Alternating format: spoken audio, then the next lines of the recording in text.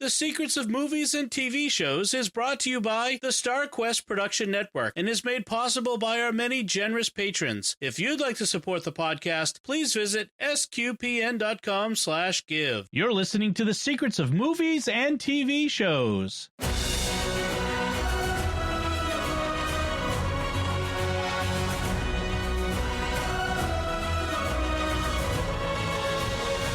Hi, I'm Dom Bettinelli, and you're listening to The Secrets of Hail Caesar, where we discuss the hidden layers and deeper meanings of this fine Coen Brothers movie. Joining me today on the panel are Thomas Sanjurjo. Hey, Thomas. Hey, Dom. And Jack Baruzzini. Hi, Jack. How's it going? Very well. Folks, follow The Secrets of Movies and TV Shows in Apple Podcasts, Google Podcasts, Stitcher, TuneIn, your favorite podcast app, or on YouTube at the SQPN YouTube channel, where you should make sure to hit the bell to get notifications.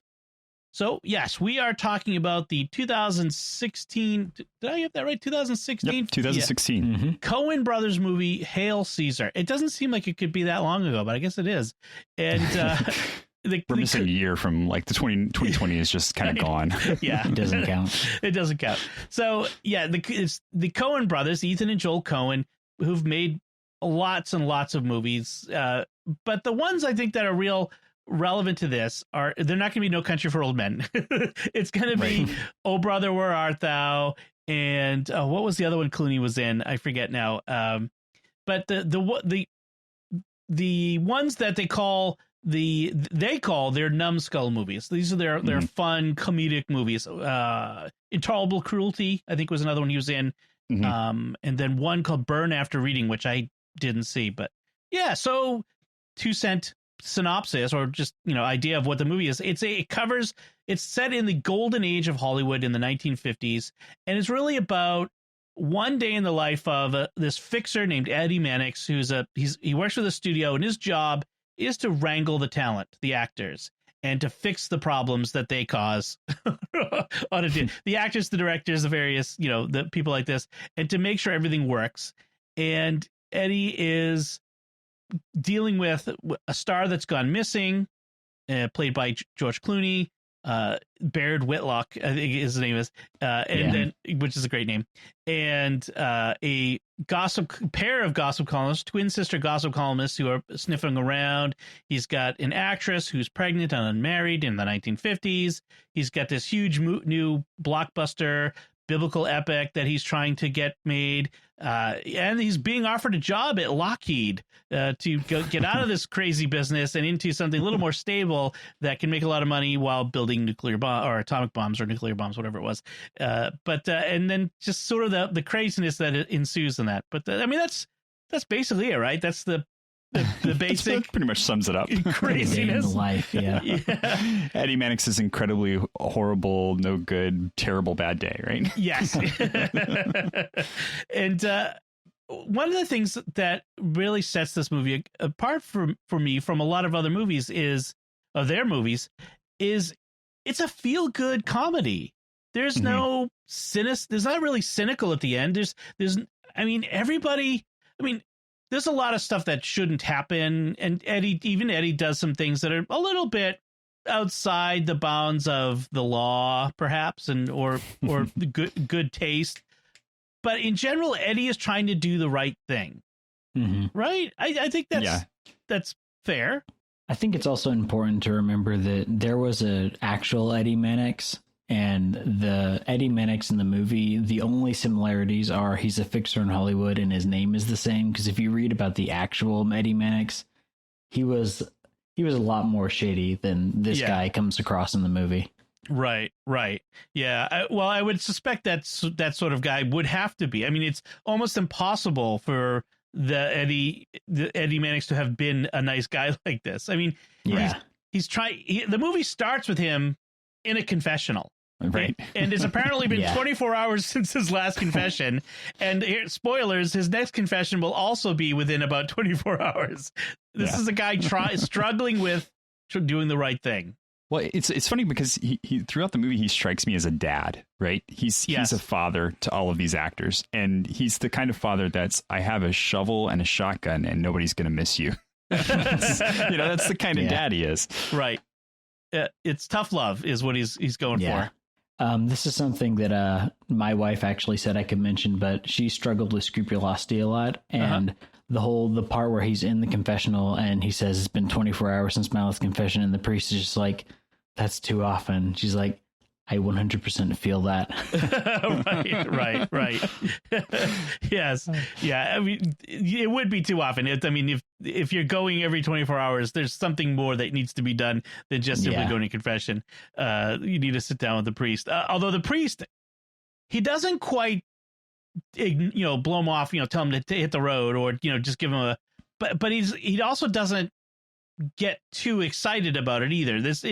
The priest is just kind of there and hears him out, but that's about it, right? Yeah. Mm-hmm. Yeah. So and then the title of the movie, Hail Caesar, it comes from the fact that they're making a movie within this movie. This is the big, like I said, the biblical blockbuster. It's basically Ben-Hur, right? Yeah. Right. It's got the same subtitle. Yeah, The Tale of Christ. So and Baird Whitlock is Charlton Heston playing Ben-Hur in it, and it's that whole thing. And one of the great scenes is they're trying to make sure that they get all of the major religions on board. Like they want to make sure that they're all okay with this movie. So they call in an Orthodox priest, a Catholic priest, a Protestant minister, and a Jewish rabbi played by Robert Picardo, who's the doctor on Star Trek Voyager. Yep. I love Robert Picardo. He's the best. And it's just the funniest. It's hard to describe, but like the Catholic priest is kind of out of touch. He's like too theological, too in the clouds. And he's very much a 1950s, 60s Catholic priest. Right. Yeah. But I love the way the Orthodox priest responds when they ask what the nature of God is, and he's just like, God is who he is, which is a very Eastern Orthodox way to view that. Yes, exactly. And the Protestant minister's kind of whatever. Like it's I don't know, whatever. And then the rabbi's just like skeptical the whole way. And he's like, yeah, are you okay with this? He's like, meh. like whatever. He won't commit to anything. It's great because none of them really seem to want to commit to saying that the movie's okay, but at the same time none of them really want to tell him, hey, stop it or do this instead. Yeah. Right. Yeah, it's like, so he has to keep rephrasing his question just so that he can get them to all agree that they're not offended and they won't say anything bad about it, because this is the era of the League of Decency and that sort of thing where if a bishop said this movie is immoral, that movie would die at the box office, that sort of thing. So it actually does touch on a real dilemma that Hollywood had, which was you had to make movies that you didn't offend the religious sensibilities of middle America. So that is like one part of the movie. So they're making this movie, and then he's also dealing with the fact that, like as I said, the star Baird goes missing, and he's been kidnapped by Wayne Knight playing an extra, Newman from Seinfeld, and taken to this seaside home where it's hard. It's a Coen Brothers movie. It's hard to describe, but ends up in this group of Hollywood screenwriters who are all communists, which is hysterical. Like they all admit, oh yeah, we've been trying to insert communist propaganda into movies for years, which is the thing that the McCarthy era, the witch hunt was all about, was, oh, commies are trying to insert stuff. So in other words, it plays it straight as if that really did happen. So really funny. The nice thing is the examples they bring up are the most like ineffectual, non-committal examples ever. It's like the townspeople are against the mayor, and it's like, that doesn't mean anything.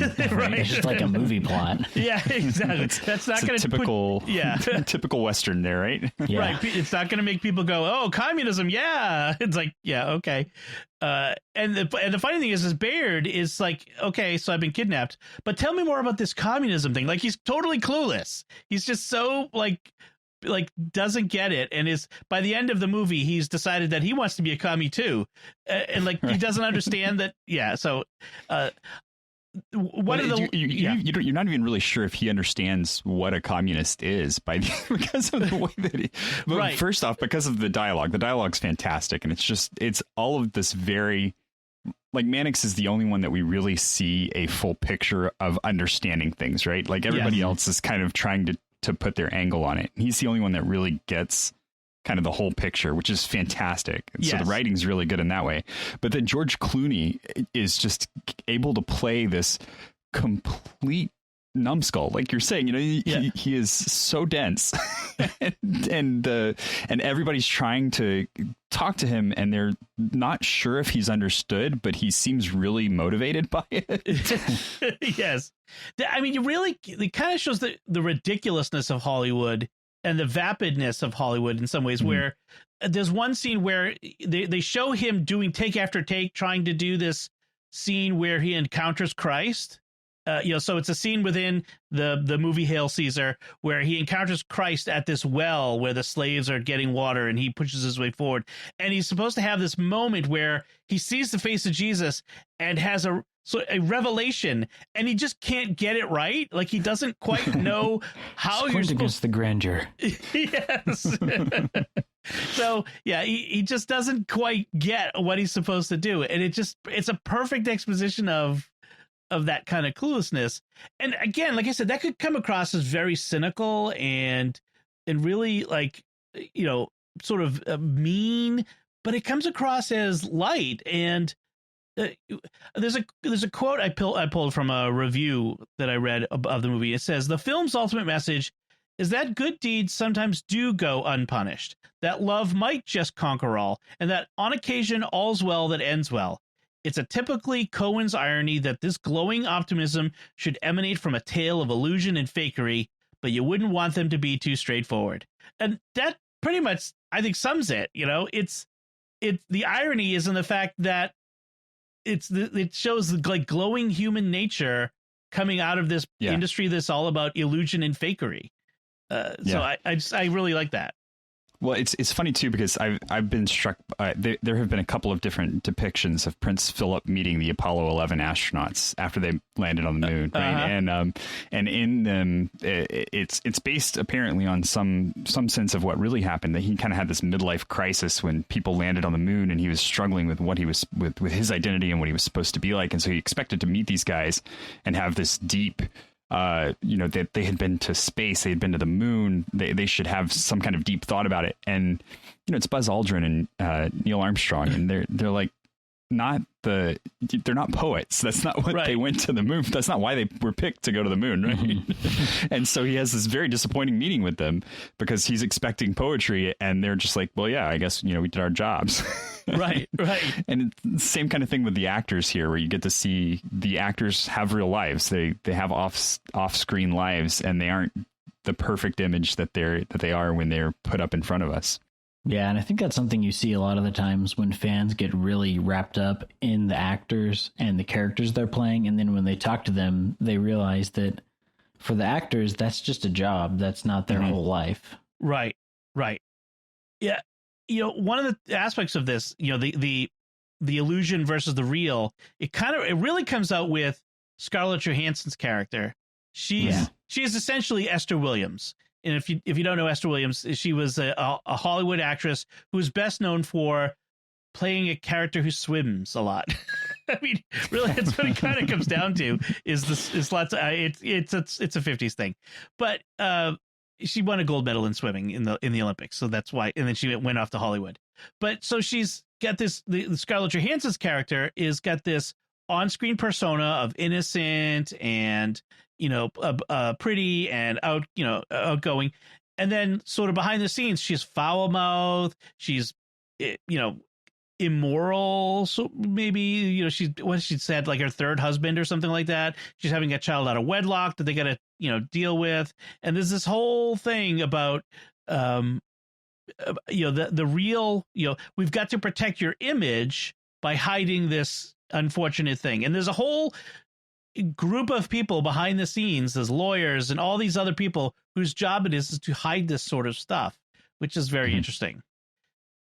we probably should talk about the studio system that was in place at the time, because it's really at the heart of this movie, which is in Hollywood back then. Like today, actors make movies and they go to whatever movie hires them. They go around to whichever movie they want to do. But back then, an actor would come to Hollywood and would be under contract to a studio. It's almost like a football player, baseball player under contract to a team. And so you work for them. You are an employee of that organization. And you didn't go and make, if you worked for MGM, you didn't go and make a movie for Capitol Pictures. It just wasn't allowed. And so the studio had a vested interest in making sure their stable of actors. But it went beyond even just like what movies they could be in. They basically controlled people's lives. Like, I know there's stories with Judy Garland, who was in Wizard of Oz. Like, they wanted her to be more thin, so she'd go to a restaurant and she'd order a meal, and they'd send her out bone broth instead of an actual meal because that was a studio mandate. Right. And so like they controlled her entire life. Right. Yeah. And we see that a bit in this movie. So like, because Mannix, it opens with a scene. I didn't quite get what was going on. I think a little over my head, but this actress who's in a photo shoot in some guy's home, taking some photos that were not authorized. Like she was dressed up in a German shepherdess dress. Let's just go say that's what it is. And he shows up and hauls her off. But like, this is not approved. You're not supposed to be doing this. If people found out, that would be bad. I think there's implications that this was not an innocent thing going on. I wasn't quite sure. We'll just I guess maybe we'll just leave it at that. But there's this idea that he's controlling. There's at one point where they tell this one young actor. We'll talk about him in a second, because I think he's key to this and doesn't get a lot of mention in a lot of the reviews. But there's one young actor, and they say, "Oh, you're going to this award show tonight with this actress, so that people can see you guys together." Like, yeah, you're right. If they control their lives completely. So so let's talk about that, the different characters. So we've got Baird Whitlock, played by George Clooney. That's the Charlton Heston character. We have Eddie Mannix, played by Josh Brolin, who does a great job. And then we have Alden Ehrenreich, who you will know from the Solo movie, played the young Han Solo, playing Hobie Doyle, who's essentially Gene Autry, right? Yeah. The singing cowboy. Yeah, that works. I loved that character because he comes off at first as the country bumpkin. Like he's amazing on the horse. He does his own stunts and tricks and the impossible things. He's kind of dumb, or dense. He doesn't quite get what's going on around him. He's asked to go do a dramatic film and he just can't carry it off. But yet he's the one who saves the day. He sees the bad guy. He catches the bad guy. He does what needs to be done. I thought that was awesome. It's funny because he's, out of all the characters, he's the most himself. He's genuine. He's genuine. He's not playing a character. He's not being fake, and that's why he has so much trouble when they put him in this completely alternate reality to his. He can't do this thing with the suits, and that's not him. Right. Yeah. So he's it's when Mannix calls him in and asks him about the missing star, Baird Whitlock, that he's right on target. He calls it. Like he's smart. He sees the truth. Like Mannix confides in him out of everybody. And I really think he's an interesting character. It's Hobie Doyle. He just comes out of nowhere. So that was really good. And then, as I was mentioning, he's paired up with an actress who is essentially Carmen Miranda, the Latina actress who danced with the fruit on her head. If you know old movies, and they get along great. They have she doesn't see him and go, "Oh, I don't like you." Oh, they get along fine and they like each other. And I just really enjoyed the fact that the people were liked each other when they should have liked each other, and didn't like each other when that was the thing. But I just like that about this movie. I don't know why. Like it's refreshing. It doesn't feel like cynical or there's any sort of layer of now something bad is going to happen because people have something against each other. With these two characters, they're just being genuine and being genuinely friendly. Right. and then even Eddie's interaction with his wife. He goes home at one point to get dinner, and she's like, how do I put it? She doesn't resent him. Like, he's trying to stop smoking and he can't. He's doing it for her. She asked him if he smoked. He kind of avoids the question, but she's still supportive of him. Like, there's no like the hidden, like, she's the anachronism of she has 2020 feminine values in a 1950s woman, like you often see. By the way, the actress Alison Pill is Agnes Girardi in Star Trek Picard. There's a lot of those types of people, like a lot of, like, I've seen them in something before, people in this movie. So just thought I'd mention that. Yeah, it's got quite a cast. Yes. I should name some of the other ones. Ray Fiennes, he plays the director. Lawrence Lorenz, there's a great moment where Hobie is trying to say his name and he just can't get it right. Where that it's so simple. Yes, this is a great line. Tilda Swinton plays Thora Thacker and her sister Thessaly Thacker. They're twins, gossip columnists. Channing Tatum plays Bert Gurney, who is essentially Gene Kelly, right? Yeah. Frances McDormand has a really brief scene where she's CeCe Calhoun, a film editor, which she almost dies with her tie. Her scarf gets caught in the film reel. It was a funny scene. Jonah Hill plays, what would you even call him? He's not a fixer, but he's sort of like the paid patsy. His job is to take the fall and do the dirty work on behalf of the famous person, the celebrity. He's the professional person, as they say. Right. I'm sure there's others in there as well. I mean, just this, like I said, all-star cast. One of the things I'm kind of jumping around, and you guys can jump in with if anything if you want to. I just kind of took a whole bunch of notes on this. One of the things that other point I wanted to make was about how I thought it was funny. The communist writers are trying to bring down the system in the person of, or in the place, the organization is Capitol Pictures. Did you catch that? Yeah, I thought that was. I just really like that. I'm like, capitalism. I get it. So that was good. Well, there were a lot of really good little throw-ins like that. Like I think the just because the title Hail Caesar, right? And the guy that you have playing in the role of the Roman is just not very. He just doesn't fit the concept very well at all. Right. Almost no ambition. Just he's kind of good at being a face, really. That's what his whole role boils down to. I just like I like any movies that kind of give those throwbacks, but they try to do them in an authentic way. Like you get that very 1950s musical scene, or the scene where the submarine comes up. Yes. And it gets on it. Like you can see that it's on a sound stage and it feels very, very of its time. Yes. Right. Like I just like when newer movies try to keep that authenticity for like an older type film. Right. We should mention, so the bad guy in all this is the actor Bert Gurney, the Gene Kelly type, who is actually a communist, a Soviet mole or defector of some sort, who is now going to go off to the motherland on this Soviet submarine. And there's a whole funny scene of them, the screenwriters, these pasty-faced, guys behind typewriters, rowing this boat, and he's standing at the prow like he's George Washington crossing the Delaware.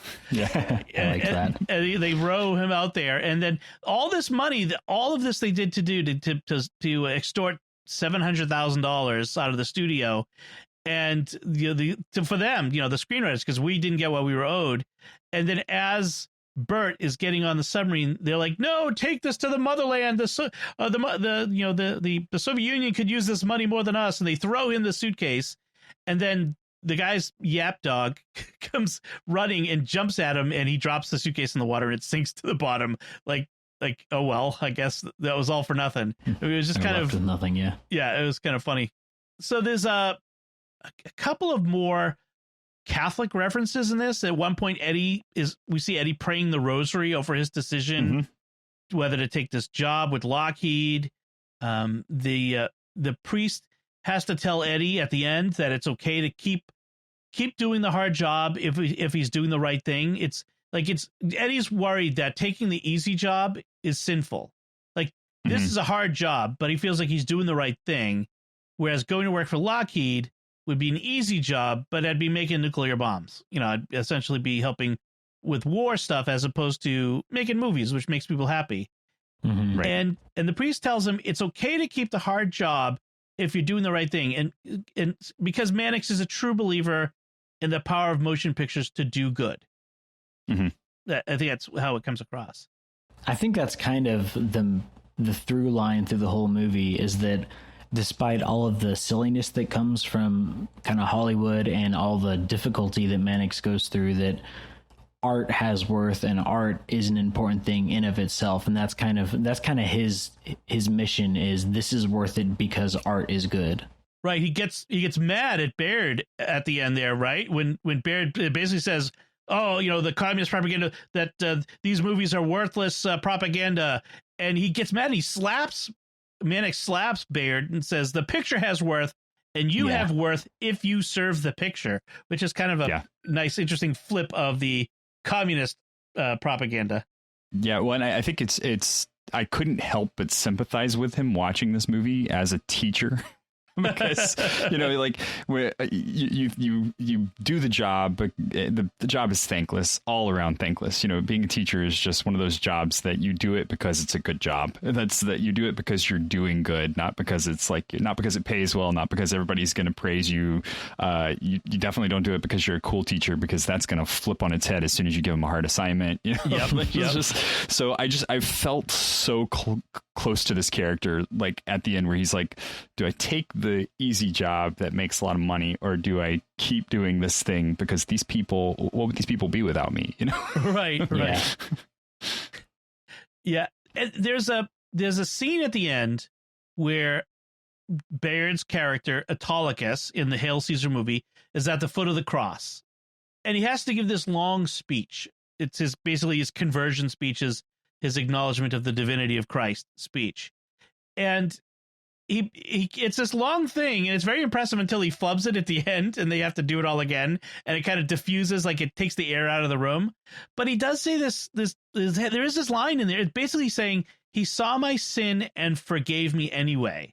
And I really feel like that is saying as much about Mannix as it is about Christ. Right. That speech is kind of, it's talking about Christ, but it's really talking, for the purposes of the movie, it's talking about Mannix. Yeah. The sinners are the actors that he's wrangling, and he's their savior in a sense. He's the Christ figure of this movie, which is kind of fascinating. If you think about it, he does go through the agony in the garden in a way, now that I think about that, he does go through this. This is like his way of the cross this day. For him, in a sense, he doesn't get crucified, but there is some of that. Right, and the movie, if you notice, it also does open up on the last day when they bring back Baird.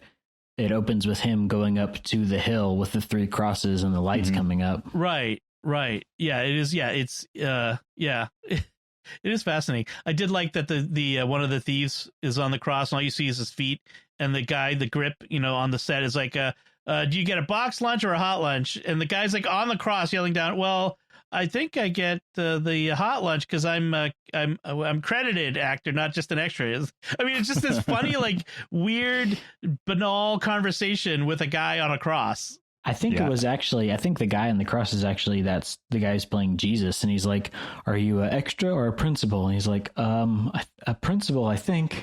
Yeah, right.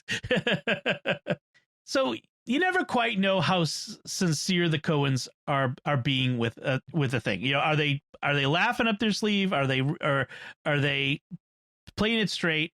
But they do seem to imply that, as ridiculous and immoral as movie making may be, and I think this line is from another review I found, it might just be more positive than making atom bombs. That's kind of what they're kind of saying here.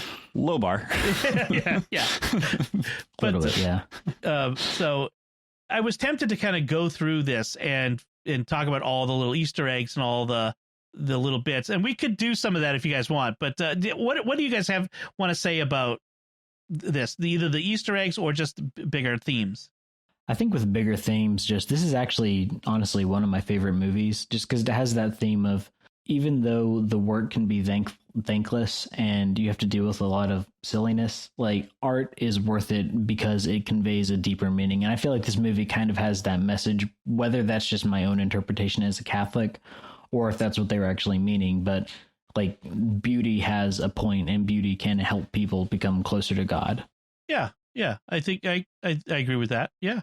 Yeah, I absolutely. I think that it also calls us to question our idols, right? I think that's one of the things that's really great about it, is seeing the life behind the camera. And I know that at some point everyone has that experience, right, where they've got these people that they know from whatever, you know, a musician that they really love, or an actor that they love the role of, or something like that, and they meet them in person or hear something about them in the news, and it just shatters that image they have. And it's important to get that. Yeah, or you see them on Twitter. oh yeah. Yep. Yeah, don't ever meet your idols. I mean, that's really one of the things that I've learned that a long time ago. Just enjoy them in their character on the screen, but don't expect them to be perfect people in person. Because they're like you and me. Right. They're doing a job. Right. There is one little bit, and I'm not sure whether this is serious or a joke, or and I kind of can see that maybe it is serious. At the very end of the credits, there is a line that says, "This motion picture contains no visual depiction of the Godhead." And I could see that being an important factor for certain audiences who are very sensitive to, Jewish and Muslim people are very sensitive. It's forbidden to have a visual depiction of God, but there's also a bit of it. It's a bit of a joke too, in the sense of that's actually what in this movie. There is no visual depiction of God in this movie. Right. And I think they kind of hang a lantern on that, because in that meeting they have with the religious figures, they're talking about how in this movie you don't actually see Christ. There's just glimpses of him. And then in the movie itself, you never actually see the guy who is playing Christ. You just see glimpses of him. You see him like from the back in that scene where George Clooney meets him. And I like how they have the guy who's playing Jesus have blonde hair, which is kind of a reference to the whitewashing you would get with those kind of characters in 1950s movies. Right. That's true. And in a way, throughout this movie, you do see glimpses of Christ. You know, it's as Terry Mattingly, the religion columnist, would say, it's a God haunted movie. You know, yes. God is there in all around on the edges of the screen, making his presence felt. I mean, this is kind of why we do what we do with SQPN, is right, because we find hints of God present in a lot of things. But here, the filmmaker, I think the filmmakers are trying to do that in a way. Oh yeah, well, I think it goes back to talking about how Mannix is kind of a Christ-like figure. It's funny to go back through and think about that phrase as it relates to all of the characters in the movie. Right? There's so much. It's one of those kind of tongue-in-cheek references where there is something deific in everybody, right? If you look hard enough, there's some piece of God in every person that you see. Right. And that's kind of the point, is like seeing beyond the flaws of these people. Even Channing Tatum's character is such a phenomenal character, because he's the epitome of what a good homegrown American actor should be. And he's the guy that gets on the Russian submarine at the end, the Soviet submarine at the end, and leaves, Right. Yeah. I mean, he even does the whole patriotic sailors, shipping out dance number, which is a big dance number they do. I mean, they take quite a bit of time for that number. And it feels like they're doing that on purpose, because I mean, they do a couple of them too. They do that one with Scarlett Johansson too, because they don't just want to run through the plot. They also want to do these numbers, these sorts of scenes that you saw in the movies, that they're filmmakers. They love this stuff. This is their history and they want to do it. So that character has that great scene where he's doing the sailors in the bar dancing around number. Which had all kinds of interesting implications for his taking off for the Soviet Union at the end. He did. I will say he did a fantastic job with that because he did his own singing and all his own dancing. Mm-hmm. Yes. Yeah, he's done other stuff where he's had to sing and dance too, hasn't he? Channing Tatum. I'm not sure. I haven't looked up. I never saw Magic Mike. That is not in my genre of movies that I would enjoy. But I think there was singing and dancing in that. But of a sort, I guess. Of a sort. So we'll just say, let's go with that. So, there's just like I said, there's so many great small characters in this. Natalie Mannix's secretary is great. Jonah Hill as the very flat affect, very unemotional Patsy, as we mentioned, the professional person who ends up marrying the actress. Like, she's so intrigued by him that they end up getting married overnight and fixing the problem. Part of the job, miss. Yeah. Fixing the problem Mannix was trying to fix anyway. So, just so many good things like that. I think this movie really has the vibe of, it's kind of like making jokes about your own family. You can feel that with the Coen Brothers. They're like, we're going to make these jokes about the film industry because we're part of the film industry. So it doesn't feel like they're coming from the outside. It's like, we're going to poke fun at it because we're part of that. Right. The kind of jokes that you can only make when you're in the family. And if someone outside the family were to make them, you'd like punch him in the nose. Right. Don't make fun of my mother. Sort of thing. But yeah, I agree. Yeah, it feels like a playful, fun homage to a golden age that they are part of, that they have inherited the results of.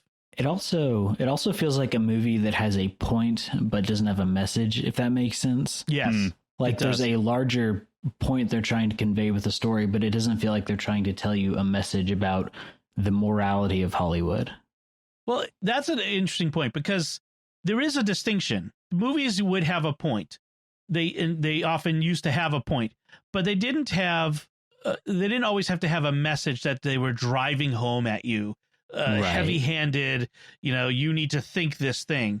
A movie can have a point of just extolling a virtue or extolling a feeling even. Right. But without like saying you need to think this. And that's I think the difference. And this movie doesn't do that. Well, and it's funny because you have all the communist writers that were trying to do exactly that thing, right? Where they were trying to write these little pieces into, but like you pointed out, Jack, it was questionable whether or not they were doing a good job of that. Right. It wasn't even coming across. Right. Yeah. And I think that's the thing that they kind of point out in the movie is that their entire view is a utilitarian view. Like they want to use this as a utilitarian tool to convey this message, but that's not the point of a movie. Right. The point of a movie. And gosh, isn't that a bit of an indictment of the modern Hollywood ideal, right? So many movies and TV shows are being made in order to convey a particular ideological viewpoint, and we have to make sure we check these boxes, and we do certain things in the movie, and we check privileges and are pro this or anti that, and whereas it used to be just movies were made to entertain, and perhaps inform, but and tell a story to be art. And in fact, so much of art these days is about driving home a message when in fact art is about having a point, or at least a point of view, shall we say. Well, that's I'll go out on a limb here and I'll say it because, and I know a lot of people don't like it, but I am not a big fan of the Christian movie, quote unquote Christian movie. That's like, it's got this heavy-handed way of presenting something, and it started with this message that it wanted to tell you and never really got to the point of being entertaining. And so, that's, I definitely see the other end of it too, right? I agree. I've seen way more Christian novels and Christian movies that were all about the message, as important of a message as it was, but missed the point of what the form is, which is to be a story or a movie, a TV show or a piece of art or a book an entertaining novel. You got to be a good, like Tolkien would say about the Lord of the Rings. You got to be a good story first before you get before you get anything else. It's the story itself. You have to serve the story, as Eddie says. Yeah, you cannot come with a message and then write a story around it. You have to write a story, and if your story is true, it's going to have a good message, but you can't do it the other way around. Right. And we've seen plenty of examples of movies and whatnot that have been about a message, whether it's Christian movies or other kinds, that have been so heavy-handed with a message that they lose the point altogether. Gosh, what was the? I'm thinking of some examples, but I don't want to necessarily get into that. But there've been. I'm sure you could think of plenty of examples of that sort of thinking. I have noticed that with the overemphasis on messages and stories nowadays, a lot of secular movies have become what Christian movies used to be with the way they're handling messages. Yes. Oh, yes. yeah. That's what I was thinking. Yeah, I can think of several, even just recent examples of that, where the movie kind of got, it got lost. It could have been good, or even some streaming series have been that way as well. It's like, you got so caught up in your agenda. In fact, like I'm watching, I'll give you a contemporary example because it's not really Hail Caesar, but it's an example. A TV show called FBI that's on CBS, I think it is. And it's a police procedural. Every week we're supposed to see these FBI agents catching bad guys. But they're so intent on having every week the bad guys are some form of right-wing white supremacist, and then when it isn't that, it's because of a misunderstanding. It's like it's always, and they're so caught up in their agenda and their message and trying to, which is not a bad thing. Let's not be racist. Let's not be, domestic terrorists. Those are all good things. But they're so caught up with it that it's not fun anymore. That's not interesting. The mystery is gone because you're spending all your time pumping the message. And I'm like, I'm not having fun watching this anymore. I'm going to go watch something else. It's not like I don't have, a million other things I can watch these days. That's the downside of getting so caught up in your message. You don't want to be talked down to, which is the problem. Right. And it's not like the old Hollywood movies that are, being extolled here in Hail Caesar were all that. Well, I don't want to denigrate, because there were some amazing movies that were made back in those days during the studio system. There was a lot of stuff being pumped out, frankly, almost as much as is being pumped out these days with all the streaming systems. But so there was a lot of dross, but there was a lot of gold in there. And, it's not that it was all fluff to keep the masses entertained, but it just wasn't, heavy handed in most cases. There was a lot of gold in there. And I think you can even see with the examples they use in the movies, like they use like the Western, like kind of acrobatic stunt example. They have the aquatic synchronized swimming scene, and they have the big musical number. The things they highlight from those movies are not really the message or the content of the movie so much as the pure artistry of filmmaking itself. Right. And then the Hail Caesar itself is a movie with a point and as much of a message as anything. I mean, it's a religious epic, so therefore it does have a point. But the Ten Commandments or Ben-Hur or The Robe, these great classic Christian movies about Christ, were not what you would call a Christian movie of today, like you're talking about, Thomas. They definitely had a message and a point, but they weren't heavy-handed, and they were still entertaining and artful.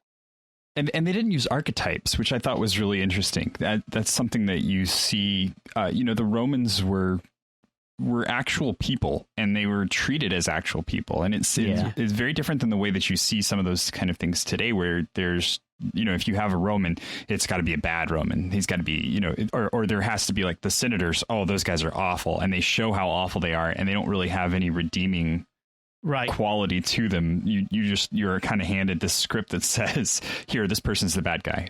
Yeah. Oh, okay, fine. Right. They're flat. And then you go the other end of things, where I think it is really interesting things being explored, like Thanos' character in the Marvel movies, where he was you don't agree with him. Obviously, he's doing something really horrible. He's pursuing the ends, and the means are being justified. But he's an amazing character because you can almost understand him. You don't necessarily sympathize, but you can understand what he's doing, and that's a hard sell on a superhero movie like that. Right. Well, you have to give a villain humanity in terms of bad people don't do bad things because they want to be evil. They do those bad things because they think they are right. Right. Mm-hmm. And you have to, as the audience, you have to understand why they think it's right. Right. I mean, yes. We've gotten so much into the chaotic evil villain these days, right? This is the big thing, like the Joker sort of thing. The person who's bad because they're crazy and they want to be bad, that sort of thing. And it's hard to understand that sort of thing. But a bad guy who's a bad guy with motivations that's at least comprehensible and understandable, that's harder, and I think is more entertaining and more interesting.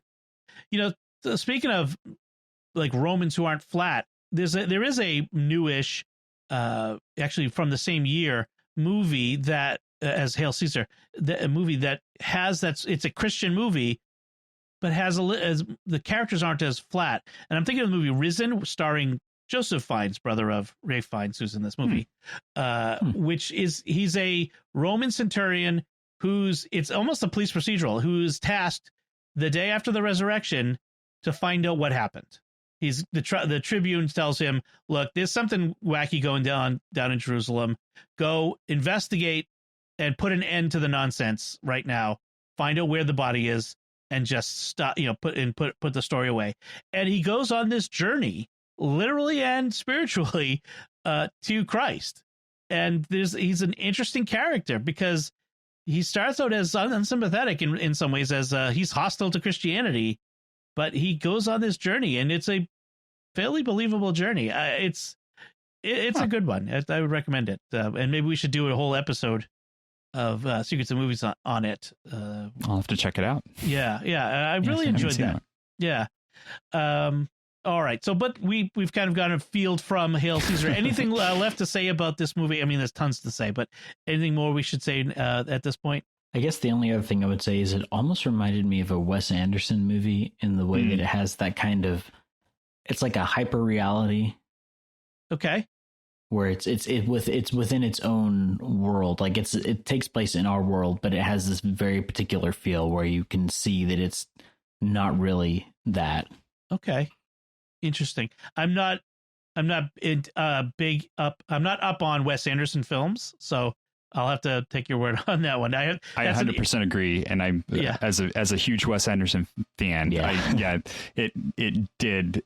There's just something he does with his movies where everything feels right. Like all of the stuff in the movie is internally consistent, and it might be crazy cakes, but it's internally consistent. Exactly. Yeah. Okay, I get that. That's so. There's a lot of attention to detail, a lot of attention to everything is intentional. Everything that happens in the movie is there for a reason. Okay. Yeah, I've heard that about the Wes Anderson, and I can see that in this. There's very little that happens in this movie that is not somehow connected to the overall point. Right. I agree. I'm just thinking of all the little details that are in this, and even the narrator. This is a classic thing that they did in older movies, is having a narrator, and there's a narrator in this movie, which is fascinating.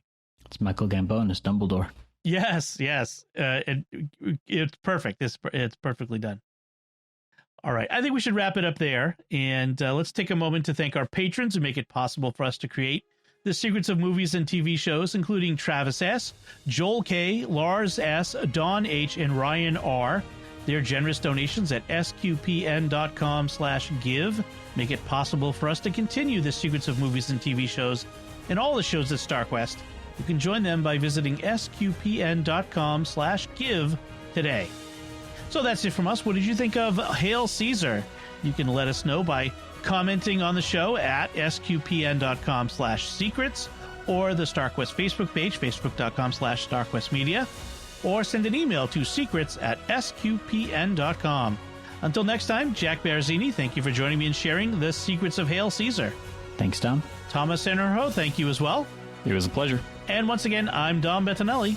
Thank you for listening to the secrets of movies and TV shows on StarQuest.